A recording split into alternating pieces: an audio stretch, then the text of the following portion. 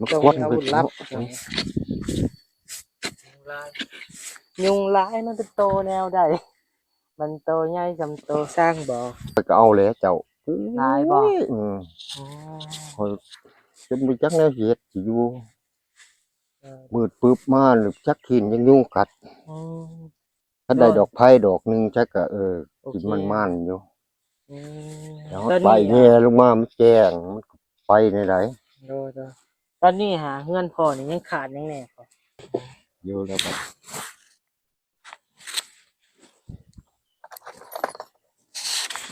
จะคอยผู้เดียวก็ยังไปสิตอกนี่แหละเอาตีนแป้นี่เลยพูดลงไปตอกแล้วปั๊บเจียวใจโน่นแล้วโอ้ยสวยจังหวะครับมันดานพบผ่านสาวเท่าอายุเจ้าสิตายไปยังเห็นตัวพี่น้องเลยเนาะมาพบมาพอกับบ้านนี้อีกแล้วพี่น้องเลยเนาะบรรยากาศช่วงบ่ายพี่น้องเลยเนาะบ่าย2:30พี่น้องเลยเนาะที่แรกมาพบมาพอกับบ้านนี้ก็อยู่ที่บ้านบ้านยังเนาะบ้านหมู่บ้านจัดสรรพี่น้องเลยเนาะแต่ยังบ่มีบ้านดอกที่เนาะวันนี้ก็ว่าเนาะที่แรกมากับบ่าวจิต2คนคือเก่าคือเดิมพี่น้องเลยเนาะคนทางมากับบ่าวจิต2หนุ่มคือเก่าคือเดิมนะพี่น้องเนาะสบายดีเด้อบ่าวจิตเด้อสบายดีเด้อโดยตอนนี้กำลังเดินทางเข้าป่าพี่น้องเลยเนาะหาพ่อตู้คนป่าพี่น้องเลยเนาะFC กับพร้อมมาหลายเนาะโดย FC ก็ให้ความสนใจหลายพี่น้องเลยเนาะพ่อตู้คนป่าพี่น้องเนาะวันนี้ก็สิมาอัปเดตให้พี่น้องได้เบิ่งได้ชมกันพี่น้องเอ้ยเนาะว่าเฮือนเพิ่นไปฮอดขั้นได้แล้วพี่น้องเอ้ยวันนี้ก็บ่ได้มาหลายมื้อแล้วพี่น้องเอ้ยเนาะทางนี้ก็ได้เลยมื้อนี้ถือโอกาสเป็นโอกาสดีพี่น้องเอ้ยเนาะที่ว่าบ่จิตก็ว่างนำให้ดำนาเนาะพี่น้องเนาะก็ได้ถือโอกาสชวนกันมาพี่น้องเอ้ยเนาะมามื้อนี้ก็บรรยากาศช่วงฝนตกเด้อพี่น้องเด้อเนาะบ่นิวไปกับบ่จิตงานใดต้องมีการฝนตกแนวนั้นพี่น้องเอ้ยบ่ฮู้ว่าเป็นหยังเนาะพี่น้องเนาะ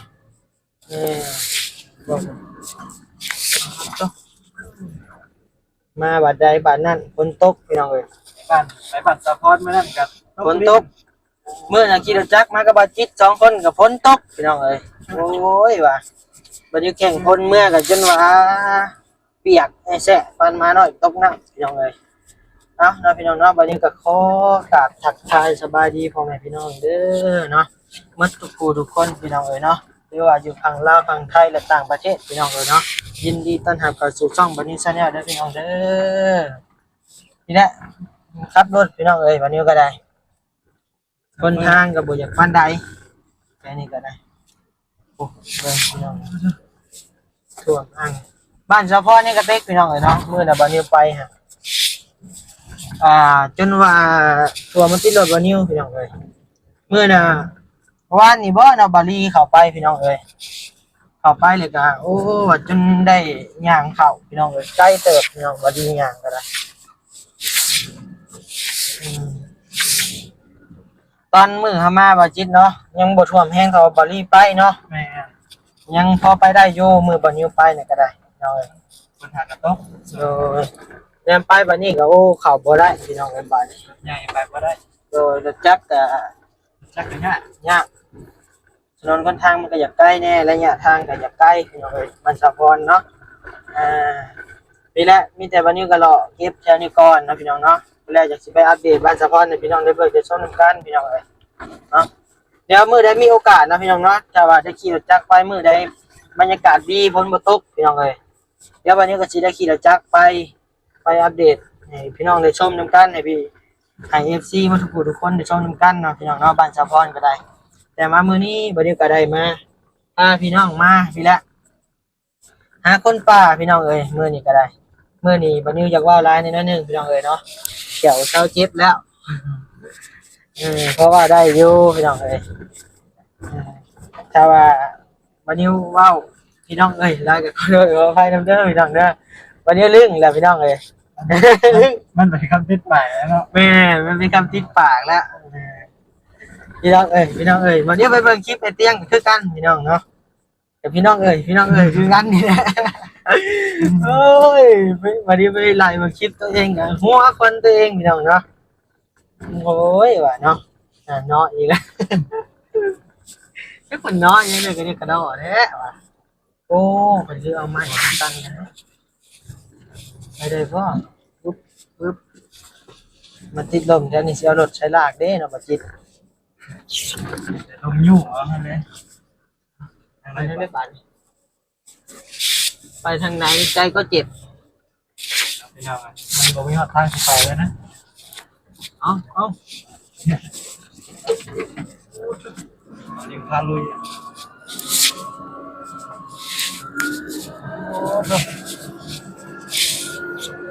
เหยียบเป็นเหยียบ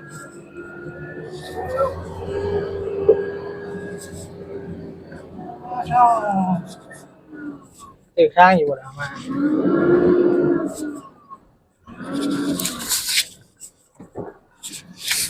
เช็ดพี่น้องเช็ดมาเร็วเห็ดยังพี่น้องกระเด็มค่าไปก่อนแล้วรถพี่น้องเลยกระเด็มค่าแถวนี้ได้แล้วรถพี่น้องเลย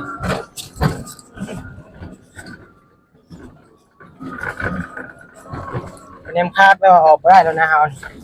นอนนี่แหละวิปาวิโลปึ๊บปึ๊บเรียบร้อยฮอดเซยพี่น้องเลยอ๋อโธ่กันใจอยู่พี่น้องเลยกันใจอยู่วันนี้ก็ได้ยามบ่ฮอดเอ้ยพี่น้องเลยเนาะฮอดเรียบร้อยพี่น้องเลยมีแต่ว่าย่างเอาบัดย่างพุ่นแหละเข้าป่าพี่น้องเลยบ้านนี้ก็ได้เดี๋ยววันนี้ยังโฮมเงินอยู่พี่น้องเอ้ยซื้อย่างน้ำมาใส่พี่น้องเอ้ยเนาะพอได้ลุยแน่น้อยนึงแต่ว่าเฮาสิเอาย่างนี่ไปเลยมันก็บ่รอดพี่น้องเอ้ยเนาะเฮาสิไปลุยนั่นนี่ก็ยากแน่ย่างบัดนี้ก็ได้กำลังโฮมเงินอยู่พี่น้องเอ้ยซื้อย่างติดรถพี่น้องบัดนี้ก็ได้พอได้บ่เอาหลายก็เอาแต่ย่างหลังก็พอเป็นย่างน้ำนะพี่น้องเนาะทางหน้าก็ใส่ย่างคือเก่ามีแต่เอาเบื้องที่มันตะกุยฮะให้เป็นย่างน้ำซะเพราะว่าบัดนี้ก็บ่มีเงินสิไปซื้อมา4เส้นพี่น้องเอ้ยเนาะถ้าได้2เส้นก็ยังดีนะพี่น้องเนาะ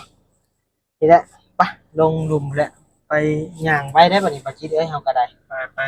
นี่แหละของขายก็มีนั่นนี่แหละเฮาก็ได้เอาไปยกกันก็ได้ไปพี่น้องเอ้ยเนาะ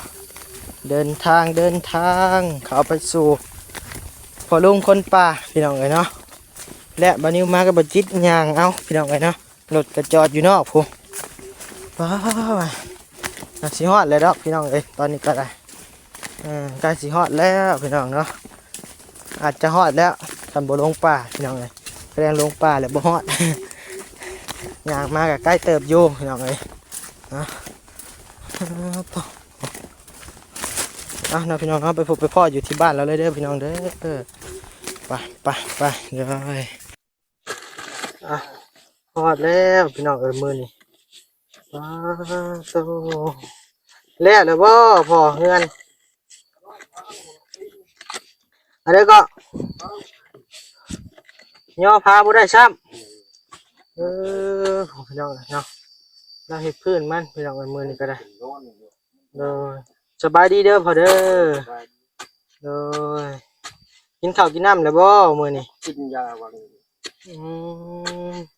ฝนตกฟ้าลมหัวบ่เฮือนหลังเก่ามันกล้าเขานอนบ่กล้าซ้ำจะนอนใช้สาบ่กล้าเขานอนฮะดีแล้วเนาะเอามีมาให้มีมาผักเนาะมื้อนี้ก็ได้เป็นได้ก็เป็นยังเจ้ายังบ่กล้าเขานอนมีงูเรื่องมีงูจะคือบ่ไหลออกอันน่ะเอาไปพังเป็นเลยไปมานั่งบนห่มก่อนพอเวลาสุดพังนี้เขาสิเฮ็ดตู้ใส่นี่นั่งนี่ก็ได้พอตู้ใส่นี่นั่งนี่พี่มันโฮมอยู่นี่ก็มันเข้ามาหาเห็ดหาเพียงเขาบ่ปาดนี่โตเป็นหยังเขามาฮอดพี่น้องเอ้ยขี่รถใหญ่มาบ่โดยขี่รถใหญ่มามื้อนี้เอานั่งรถก็นั่งก็ได้ ตัวเนาะเนาะบ่ได้มาเพาะหาพ่อก็หลายมื้อแล้วเนาะ เป็นทิศหรือบ่ เป็นทิศแล้วเนาะแล้วมาเยี่ยมมายามเบิ่งมานี่แหละนี่เบิ่งเพียงเจ้าแล้วแล้ว เชฟเบาลี่ฉัน ฮะ เบาลี่เด้อ บ่ดีบ่ได้มาเลยบ่ดี โอ้ คือว่าจะขึ้นไปใช้บ่นิ้วไปจัดหา คือว่าได้ยินข่าวว่าคือว่าขึ้นเนื้อผมบ่ ยังบ่ดีบ่ได้ขึ้นมีแต่เขาไอ้เตียงเบาเหยาวเบาตูนไอ้เมฆเบาบุญพี่น้องเนาะเป็นเนื้อโอ้ยุงลายนี่พอ ร้ายและมันคึมนี่ไง โอ้ เนี่ยคุณนะ บ่มีบ่ยาวยุง เอายุ่งกับเบิดเลย โอ้พี่น้อง แล้วคุณนะ ตายยุงลายพอ ยุ่งอันนี้มันมาหลังที่เจ้ายางมามัน แม่นบ่ แม่นเลย มันโพด ตี ได้พี่น้ เบิ อ ด ง แล้วก็เบิด ยุงลายเด้ดังไพ่เบิ่งดูพอ คันบ่ได้แล้วบ่ชัว โอ้ยพี่น้องเอ้ย หาเบิ่งอย่าเอา คั ยุ่ น ง บ่ ก่อ ได้ น บ่ทั่วได้ยุงลายเนาะ ดังไผมันก็บ่ง่าย คันนักเติบได้ ดังไผก็ เจ้า บ่ ใครดอกส่งขายาววันนี้ตี้ผูกพี่น้องเอ้ยขอโทษขออภัย ว้ายเฮ็ดทั้งน้ำก็บ่ทันมา กินได้อยู่บ่บ่จิตฮะชิมมึงดู ว่าสิลองชิมเบิ่งนี่นะ เอาเบิ่งดู ว้า ว่าย กินได้อยู่เพิ่นกินหลายอยู่ตกใส่ โอ้ยุงพี่น้องเอ้ย ก็ละลาย อ้าวผู้ เดี๋ยวก็เด้อจูดอยู่ ลาย โอ้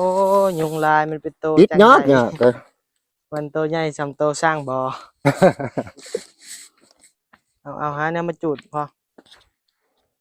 อย่ายุ่งบ่พอนะ แม่นแหละเบิดเท่านี้แหละ เอามา แล้วว่าขึ้นไปนั่งติดเขานั่นโอ้ยโถจะสิเป็นเดือนหมดแล้วมันครบข่อย แม่นบ่ หินหลาย อืม คันลงมาลุมมันก็บ่ มา ครบ ให้ครับอันหนึง ก็เด้อก็เขาไปจ้างเม็ดทั้งลงทั้งใต้ผลมันก็คงลมตัวร้ายอย่างมากที่ทั้งใต้หลายกว่าคือก็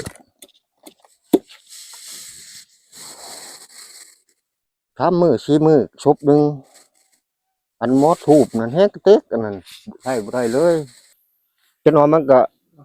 หบเจียมพรมนี่ว่านี่ โดยพ่อเพิ่นเฮ็ดตั้งพี่น้องเฮ็ดโต๊ะเตียงเนาะพ่อเนาะ เฮ็ดโต๊ะนั่งพอได้ เฮ็ดโต๊ะ ปรุงกินข้าวกินเฮียงก็ได้ โดย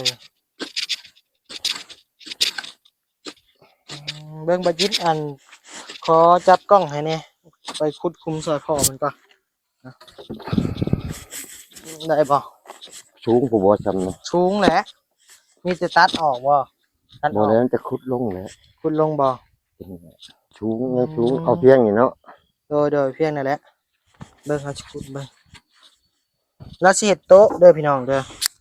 เฮ็ดโต๊ะนั่งกินข้าวพี่น้องเอ้ยนะ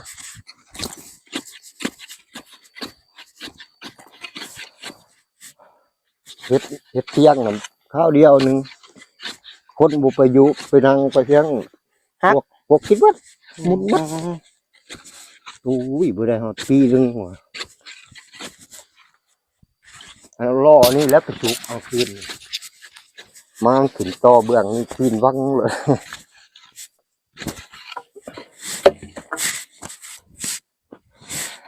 มุบเรียบร้อยได้บ่ซั่น พอดีจ้ะ สูงบ่พี่จัก อยู่สูงเนาะตัวนี้อยู่นี่เนาะ อยู่นั่นแหละ นี่บ่ เฮ็ดซอยพ่อเพิ่นก่อนพี่น้องเอ้ยเนาะ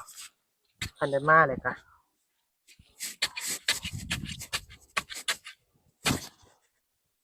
ฝนแห้งบ่อยู่ฝน ฮะ ฝนน่ะ ฟังมาบ่ นั่นแหละ ใช้ได้อยู่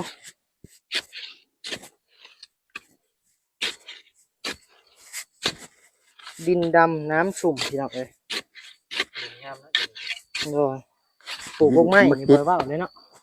บ่ได้อันนี้เฮาเผาถ่านหลายได้ใช้มันหลายโพดมันจะเค็ม แต่เดี๋ยวมันปรุงง่ายติเค็มตาย บ่แล้วตาย นี่เดี๋ยวไปผสมกับดินนั่นเฮาเนาะมาจิตเนาะ คัน ปนกันน่ะงามแบบเดียว พุด กับ เมื่อแม่ ญี่ บั ปุ่น จิจะมาปลูกตัวมือ บ่กันอันแบบคันอยากได้น้ำเต้าตรงเอาจุดเท่านึงตรงเด็ด10-20ลิตรก็ได้ น้ำเต้าท่านนี้ นั่นแหละ มีอีกบ่ ตรงเอานี่แล้วใหม่มาอันนั้นมา เขาว่าน้ำเต้าท่านนี่น้ำมันบ่ ก็เตะเอาไปใช้แมงใหม่ไม่กรอกนะเครือเสียง หาเจ้าจับให้แม่เนี่ยพันแหละ บ่เจ้าไหลจุดนี้ออกเบิดมันก็เบิดเลยแหละ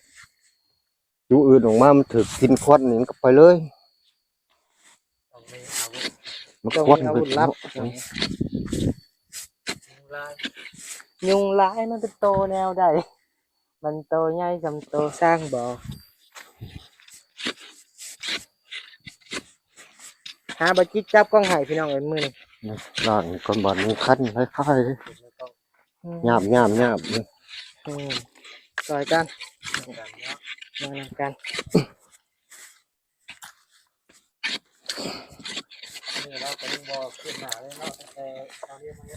โดยเป็นยังคือเก่าคือเดิมอยู่เปลี่ยนแปลงแต่ว่ามีพื้นขึ้นมาพี่น้องเนาะ แกงได้แต่พืชมันแหละแล้วกับบ่มีเนื้อปูแหละ เนาะ ว่าสิแก้ขึ้นไปแอมบ่ได้ผู้เดียว อืม เอาขึ้นทั้งนึงตกทั้งนึงหานาลากขึ้นนั่นก็ยังพอแห้งนั่นเด้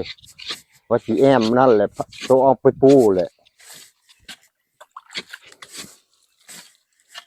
เอาขึ้นเอาไม้ครับแม่นทั้งนี้ตู้ลง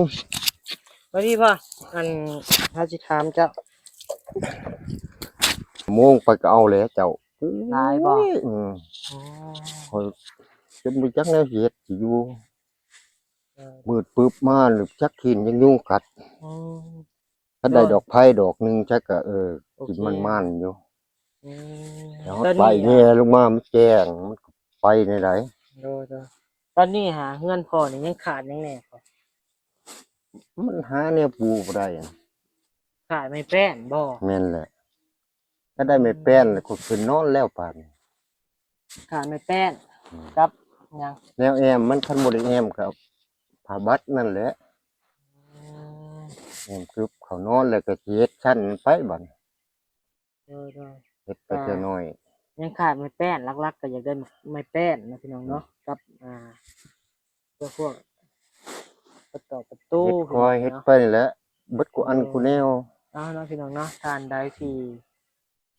สงสารเมตตาพ่อเพิ่นนะพี่น้องเนาะอยากสดอยากซอยเพิ่นวันนี้ก็ยินดีเด้อพี่น้องเด้อเนาะ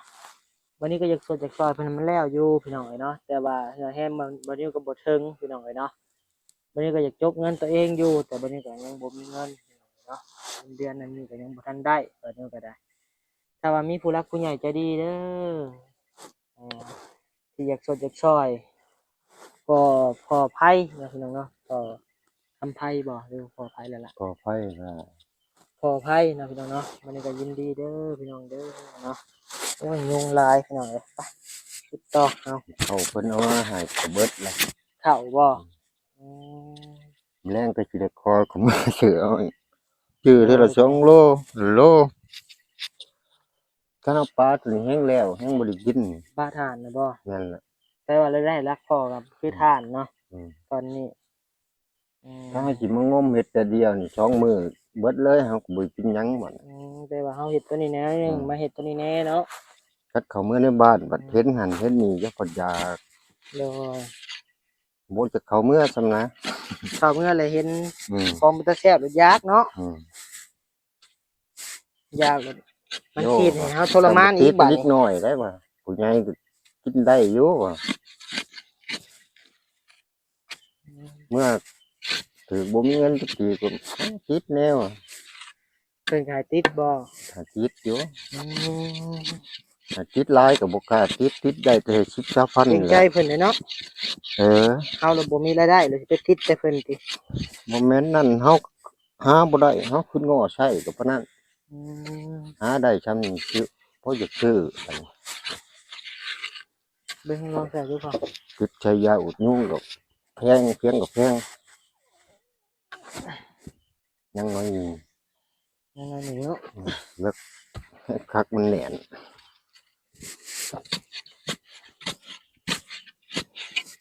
ไม่เขาเก็บนี้เบิดเป็นเอามาเงียนตะเฮิงก็ดี เขาเก็บกินหมดบ่ เอาเรือไปตัดตัวแรงบ้านนี่มาอะไรบัตรคนเก็บเงินเก็บตังค์เก็บเงินดอกมดปวกกัดที่ชื้นนั่นเขาปาดเลื่อยใหม่แค่นี้เก็บมาแค่หลายหนึ่งเขามาสวนมันเขาแก่ไปหมองนั่นหมองนี่ไปนั่งน้ำผมมาไปการไปเอาปวกกัด ได้แล้วเนาะบัดนี้เนาะ พี่กี่ได้อยู่ ได้อยู่มาลองหามขึ้นมังรูปอันเฮา คอยว่าเห็ดเป็นหนึ่งเป็นหนังถ้าว่ามันเทียงแล้วเลยจะปอกอยูในิฟิโรด บ่ได้ สองคนยอดจึกพังเลยบัด บ่ นี้ ได้เฮาย่อขึ้นมากระต่อลงเลย อย่ามันก็ชอดจนมันนา ช็อต บ่ชอดดอก อันจากเอาลงนี่ฮะบ่ นั่นแหละ ก็ได้ ต คือ อก กัน ขี้เหลอกพอดี แก้วไปเอามาเอากันตีมา นี่ทั้งบ่มีเล็กปูเนี่ยตอกอย่างอื่นก็ ก็ เล็กปูยาวเล็กปูตอกชักกะชีนั่นยังแว่นแหละจับเนี่ยแหละก็ตอกดูเลยวันนี้ จับ แน่นดี ใส่คนตีจ้ะ ดีทางนั้น มา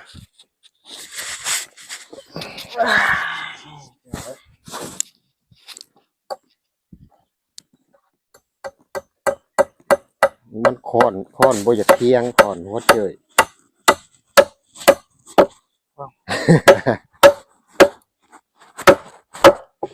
อยู่แล้วครับ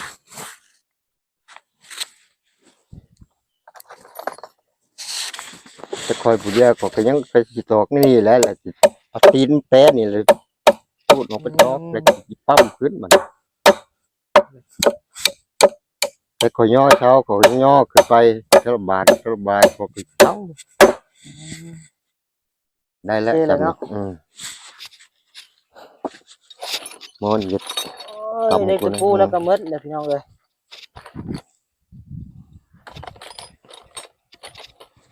เล็กตะปูก็มดแล้ว ตะปูจากของจุดินนี่แหละเป็นเลือดต่อขัวที่กายพุ่มเบือนนี่นะ เล็กตะปูของไอรีเอาให้ก็มดแล้วบ่พอ มดเลย โอ้ยเนาะ นั่นแหละมันคือแค่ตอกใบลายคือเบิดว่ะแล้วก็ชี้ตอกจังก็ชี้นั่นยัง เล็กตะปูน่ะยังอยู่เนาะ ทั้งหลายอันนั้นยังได้ตอกเบิดจะเป็นมันเท่า30 แผ่นบ่จักเลย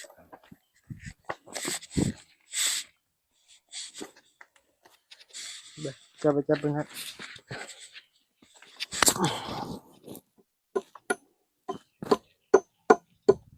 เบิดบ่สนฉันตัวเนี้ย เล็กตะปูก็ได้ โอ้ยเอาแปรงตอกรถมันพลาดเก็บปากพวกเขามากุมแฟงอยู่เบิดมือได้พี่ถือก็เบียดมาเอาไปว่าสิ40,000 ขายแล้ว เอาไปบ่อยากนั่นมันก็มีจอดอยู่นั่นนี่มันอยากแป้งเมื่อยยางเลยงบใช้พอดีเสียเวลาบ่ได้เฮ็ดจังหมดทาน3 สอบหมดทาน3 สอบมันคนขี่ร้อยเดียวนี่ให้เขาแป้ง งัดเอาเล็กตะปูก่อนพี่น้องเลยได้แล้ว นี่เอาน้องกระเจ้าเขาทานเอามือให้กระเจ้า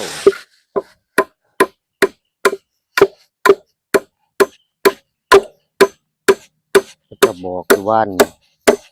อย่ามาคิดให้บอกจะได้ไปเอารถมือได้ก็ได้ เอายัง รถกีบเอามากับแป้งเอาเลย จะไปเบิ่งพุ่นบัด ของมันเท่เวิร์ดเลยมันกีบได้นะทินทอทินหัวชื่อตัว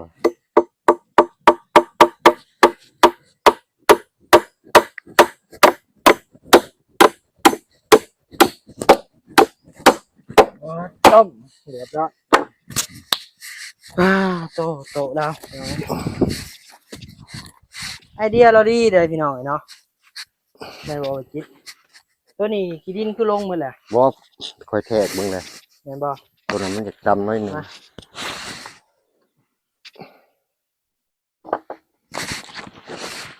2 3เจ็ดปุ๊บยังคือสูงแท้นี่ฮะ เนาะชูงคอปานใดนั่งที่เขาก็ยื้อพุ่นเลยเนาะ เจ้านะชมลูกนี่ฮะโอ้ยพ่อเอ้ย แทกมึงก็ว่าทั้งอีกชูงกลัวา เจ้าหาเว้า ชูงพุ่นเนาะตัวนี้ยังชูงอยู่ อืม เอาลงอีกน้อยหนึงพอ เอา ดี ลงไป อืม ไปอืม มีแต่เอามาอิงเฮ็ดตัวนี้แล้วเมียนเนาะ เดี๋ยวแป๊บนึงเบิ่งเดี๋ยวจิถ่าย FC เบิ่งก่อนโตพี่น้องเว้ยโตกินข้าวแล้วพี่น้องเนาะ ไอเดียแล้วคักเนาะ ไอเดียโอเคอยู่มาจิจำให้ค่อยอีกแหน่ แต่เฮาสิเข้าห่มมันก็ยุ่งหลาย ตัวนี้มา1 2 3ปงเลย โอ้ตายมาคุดเจ้าบ้านนี่โอ้มือบดีเปื้อน ลงอีกก่อน ตายเบิกไปหาล่างก่อ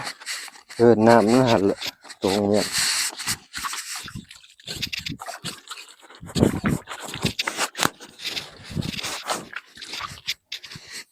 ไข่น้ำมันมีน้ำผล น้ำง่ายเนาะ ตรงน้ำผลกิน พ่อคือบุคุดน้ำสางพ่อ ขุดบ่ได้มันมีหิน อืม หินเพียงหินอันนั้นหินน้ำนอหินดานเป็นโงนอยู่น้ำแถวลุมขันรถทางอันได้ เดี๋ยว แห้งมัน คนเฮาบุดแผ่ทอแห้งรถเบิ่งก็คือสิบ่เลิกบ่ได้ดอก30 เมตรปานนั้นแหละฮอดรถน้ำยันเช้านึงบ่จักยามพ้นมันสิไหลลวงอยู่ลุม เอาลงอีกเป็นยังพอ ฮะ ลงอีกเป็นยังจะได้ขาดนี่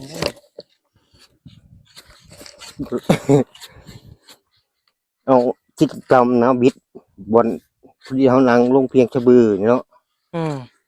มันสบายสูงหลายบ่ได้ พอดีกินแซ่บดีทางตรงของกินในน้อยหนึ่งพี่น้องนะ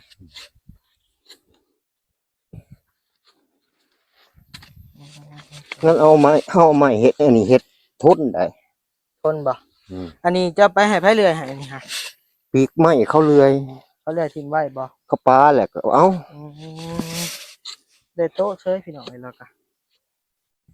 ตัวใดเขาเอาเมื่อแล้วก็แล้ว อันตัวนี้เขาปาแล้ว ก็ได้ใช้อยู่ แทกเบิ่งดูหะ ได้อยู่ดอกบัดเอาลงเบื้องหน่อยก็ได้ เอาลงคันบ่เพียงก็เอาดินลงเนาะ ย่อขึ้นแล้วก็ดีลงรถเพียงอยู่ดอกโอ้พี่น้องเอ้ยแต่ไหนมันลงเลยพี่น้องเนาะ คันบ่แล้วบ่ทั่ว เจ้าสิกัดอยู่บ่บ่จิ บ่บัดนี้นั้นปากเก่าตัวยุงกัดจะตีมนตายได้ยุงจะตียุงตายมันเลือดติดมันบนปากบาดยุง มันเป็นอะไรบ้าง หินมันซ้ำต่อบัดนี้จะคันบ่แล้วบ่ทั่วนะ หินเป็นอะไรหิน โอ้ยนะมันตอมอยู่ตัวน้อยนั่นนี่แง่มกว่า เอาคุณเลยก็ได้ เห็นอยู่บ่ถือบ้านตอมก็หลายเด้อไปแตะมึงมัด อยู่ป่าบ่เป็นเรื่องง่ายเดี๋ยวเนาะ โอ้ความคันของมันน่ะคันกูยุ่งอีกโตมันเฮาแนมใส่กับแดดจึงเห็นมันเห็นมองคึมๆมันยังบ่อยากเห็นโตมันคันผู้ขาวๆนี่เห็นเนาะ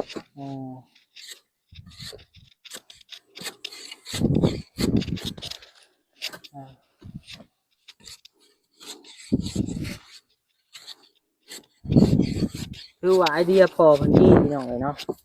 ความคิดเราโอ้โหยอด ได้บ่เอาเบิ่งดูเสียมซับเบิ่งเบิ่งดูได้แท้เบิ่งดูได้เบิ่งเอ้ยยะได้เตะบาด พวกหันมือลึกจำนี่เนาะเบื้องนี้ใช่ตั้งดามนี่เนาะ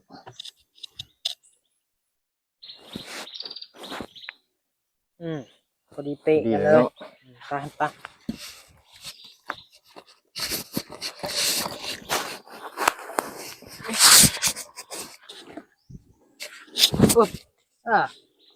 พอไข่เลย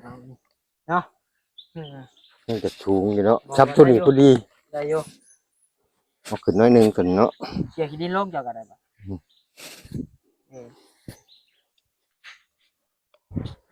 โอเคเลยบ้านี้ เพียงแล้วบ่ เอาลงเลยบ้ามาพอเดี๋ยวโจ้ไว้ก่อนตัวนี้เนาะเดี๋ยวโจ้ไว้ก่อนเรื่องโต๊ะเนาะ ทมมันแน่นก็แล้วบาดนึง เอาโจ้ไว้ก่อนก็ได้คลิปพี่น้องเอ้ยบานิวกับซีมาดีดกีตาร์พี่น้องได้เบิ่งได้ชมกันพี่น้องเอ้ย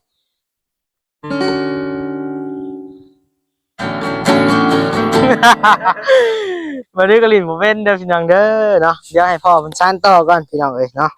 เบิ่งจากผลงานเพลงหนึ่งเนาะพี่น้องเนาะบ่าวนิวสายบุญบ่แม่นเนาะบ่าวนิวบ้านหน้าบ่เพลงค่อย ก็ชื่อวิไมอยู่บ่นี่นะดินเป็นแน่แล้วบ่ แล้วก็พอได้อยู่ดีเนาะ จะเก้าลิ้นเบ้งจะติ้ง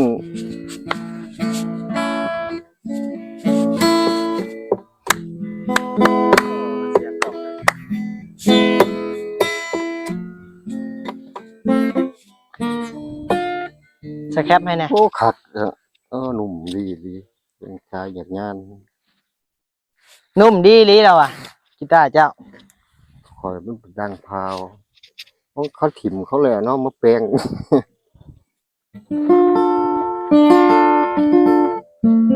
เอาเพลงกันนะครับเบิ่งดู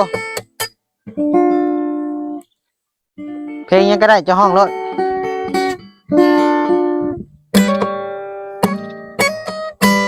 โอ้ ถึงใจได้ มันอันนั้นโพดมันเค็งปวดมันเค็งจะเพียงจะติ้งเนาะ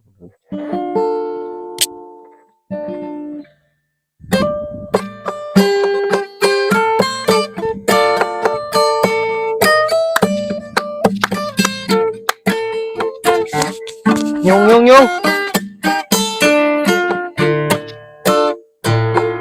เหลือใจแค่หาแพนบ่มีมาเสียทีเอาจำนี้คนฮักอยู่ใสน้าใจเต็มที่น้ามาที่นี่อยากจะมีคู่นอน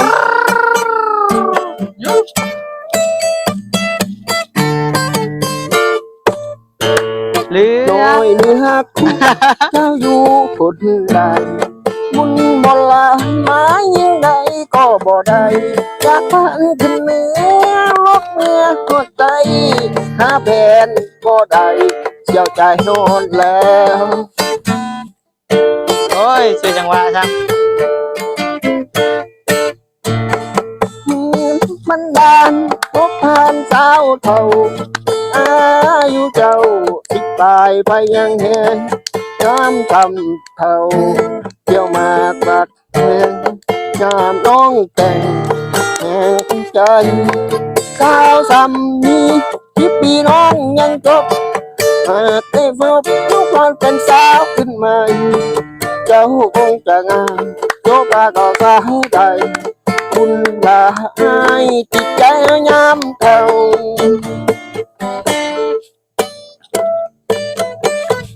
ตามซ่าบ่จะมีบ่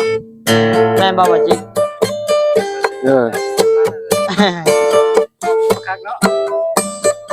ได้แล้วพอเนาะวันนี้ก็จะเชิญเบิ่งเนาะพี่น้องเนาะว่าบ่ยอมพี่น้องเอาเนาะพี่น้องเนาะคลิปวันนี้ก็สิได้จบเพียงเท่านี้เด้อพี่น้องเด้อย าลงอีกร้อยหนึ่งเนาะ เดี๋ยวให้คลิปห้องเพลงให้บ่จิตซานต่อพี่น้องเนาะเพราะว่า